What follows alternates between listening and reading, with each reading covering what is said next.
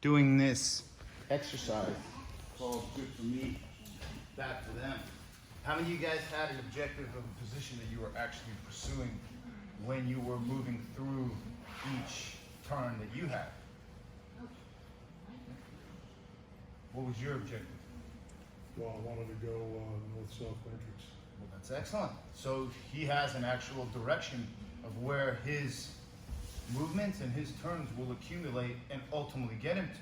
Because it's very easy to move through your turn and not move in an actual manner that's rooted in purpose and objective. Because you have to have a destination, and your destination should be three, and primarily that north-south matrix. It has to be your destination. Not side control, north-south matrix, okay? Because when you don't have a destination, how many times you get in the car and you don't have a destination? Never. And I know you tell me, well, yes, I like to go for a drive. There's your destination, okay? So, destination goal is absolutely vital, okay?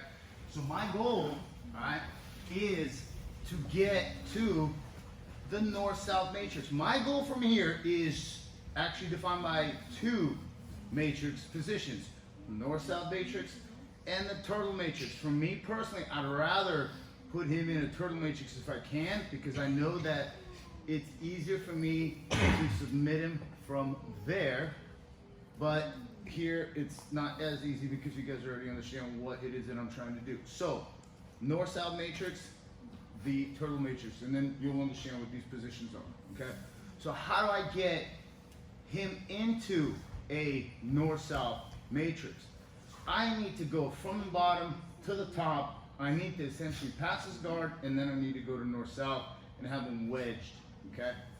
For those of you who remember, when your children, if you have children, were infants, and you always lay them on their side, because you can't let them sleep on their back, because, you know, they can't throw up and all that stuff. So, okay, so look, I break his posture down here, okay? He postures back up, right?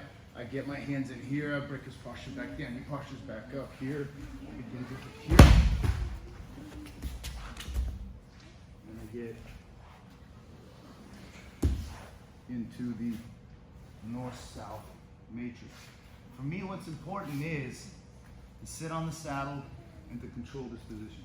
This is the north-south matrix where they're wedged, okay? And I have control.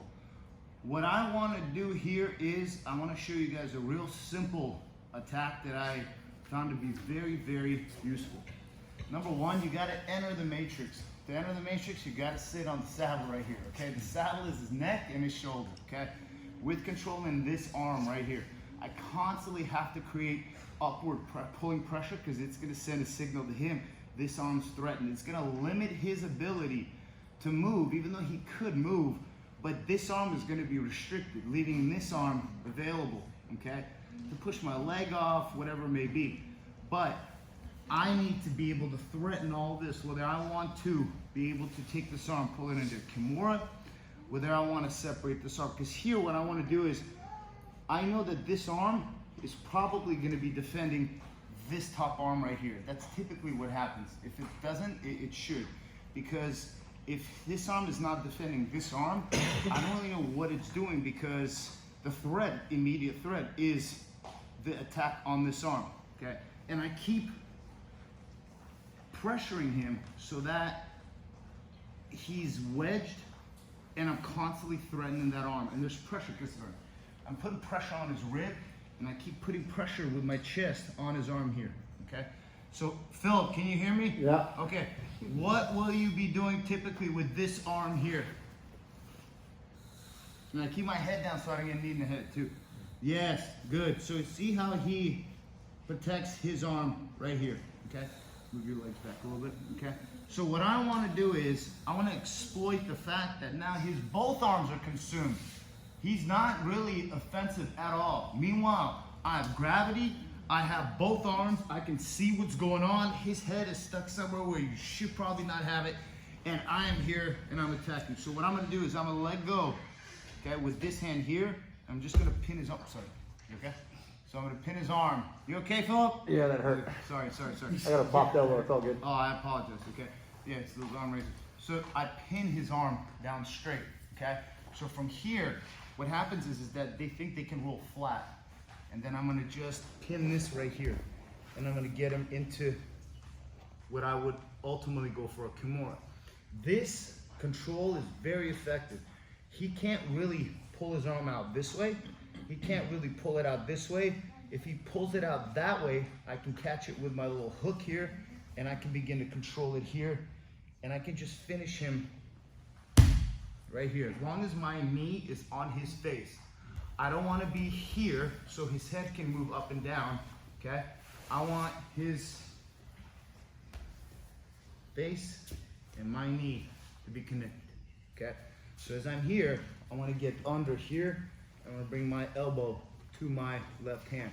From here, I keep control here, down on his wrist. Because from here, Phil, can you save your arm? No. Okay?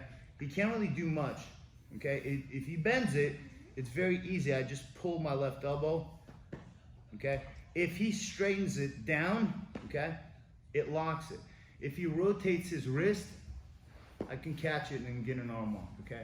This is a really super effective position, and it's very deceptive, okay?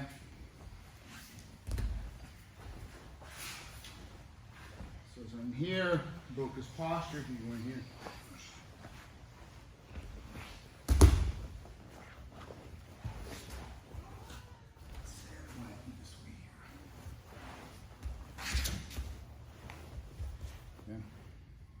Right. This arm, I look and I see, and I'm thinking, I can easily break this grip. I have 2-on-1. I could easily bring my chest down, and I can sit on the saddle. And he will probably fight to put this hand, yes, right there, okay? I'm gonna go deeper, and I'm gonna hook his arm so that my hand is pointing up, so he can't just remove the elbow and free himself here. Also, I'm applying a lot of pressure with my elbow on his rib as well, giving me an opportunity to grab his wrist here. And I'm just gonna open it up this way here. Okay, sorry. Okay. I know his problem, it's the same problem I have. I can't straighten out my right hand all the way, so that if I straighten it out as far as that left one, it's already like an arm lock from those stupid arm raises. Okay. Now, as I'm here, okay, I'm gonna take this out, and what they begin to think is they're gonna go flat, oftentimes. Go here, and I cover his head with my knee, and I reach underneath here. And then I have to move my right elbow towards my left hand. I can go here, and now just with this pressure here, I wanna put pressure on his head by lifting my foot off the mat and extending my right leg. So here, I'm just gonna lift my left elbow. Okay. And I keep my hand hooked. I don't even need to grab his arm. If he tries to straighten it, okay, this is not good for him either, okay? And he can't really roll it any effective way. If he tries to roll it even more, he rolls it in an arm lock, okay? So you have a really super powerful Kimura right here. And you just lift the elbow. So everybody, I'm just showing you from the guard how to get to the north-south matrix. So from here, okay.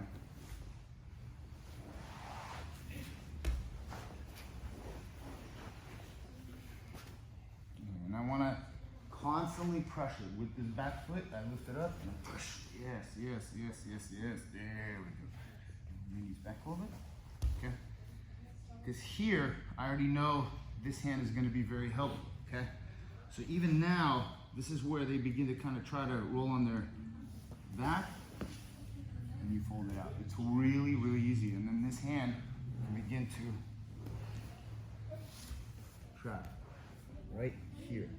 And you dig yourself underneath, and even here, I can begin to torque it, and I bring my elbow to my left hand. From here, I can even do this here, because he's not going to pull that arm out straight. I just lift and finish. If he straightens out his arm, straight arm lock here. If he moves the key lock that way, that's it. Even here, I could pull it in there straight arm. Does that make sense, guys? The arm breaks the opposite way of the thumb. So two reference points. Opposite way of the thumb or in the direction of the pinky. Pull your pinky out. So it's like that, okay? So I know that it's gonna break that way, okay? Okay? Down towards the pinky or opposite of the thumb. So you have two reference points, okay? So when you're here, okay, I know that if I'm here and his head is pinned, I know I'm gonna torque his shoulder. If he straightens out his arm, right there, I know opposite of the thumb, I lift, yeah. Okay. So all you're gonna do is, you're gonna get to here. You're gonna catch this, pull it in, and then you're gonna take a big step, and then you're gonna pinch with the knee, so you can sit on the saddle as this hand controls. And you're gonna adjust the saddle, and now you're here. And then you go hand up, hand, chin. Pull them out.